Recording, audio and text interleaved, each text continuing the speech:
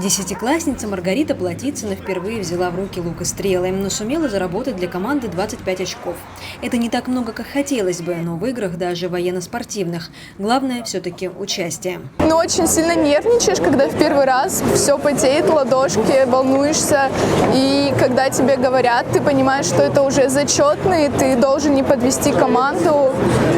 И ты все равно как бы набираешься силы, вот стреляешь, что получается, то получается. В Абхазии проходит 17-я республиканская военно-спортивная игра Яйра. В ней принимают участие старшеклассники. В этом году в игре принимают участие 7 команд, в каждой из которых по 7 юношей и 3 девушки. В этом году девочки впервые приняли участие наравне с мальчишками. Участницы с восторгом рассказывают, как соревнуются в различных дисциплинах. Наверное, самое интересное это было перетягивание каната. Это было самое волнительное, самое такое будоражащее, что мы соревновались, и прям там такие эмоции были сильные. В этом году военно-спортивная игра посвящена 30-й годовщине победы народа Абхазии в Отечественной войне 1992-1993 годов и 15-й годовщине признания независимости Абхазии. 3 года мы не проводили в связи с болезнями, с эпидемией, не проводили. А вот сейчас можно считать, что мы заново начали. Здесь участвуют старшеклассники, 10-11 класс. 10-11 класс. 3 года мы не проводили, фактически, значит, эти дети уже закончили и ушли.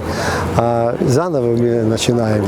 Но участвуют все сборные команды городов. На сегодняшний день, значит, мы провели уже сборка-разборка автомата, строевая подготовка. На первом месте идет команда Гагаринского района, за ним Скворчал и так далее.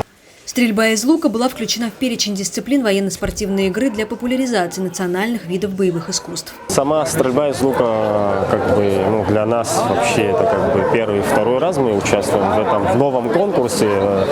Раньше его не было, его добавили. И, во-первых, это правильно самка человека, то есть там есть свои элементы, к примеру, такие же, как же изготовка к стрельбе из автомата, там положение для стрельбы. Здесь тоже есть свои особенности.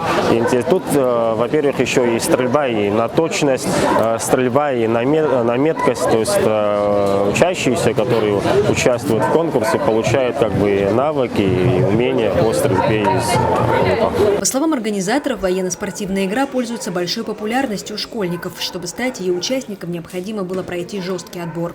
Интерес однозначно у детей он есть. Почему? Потому что данный конкурс, он объемный, различный.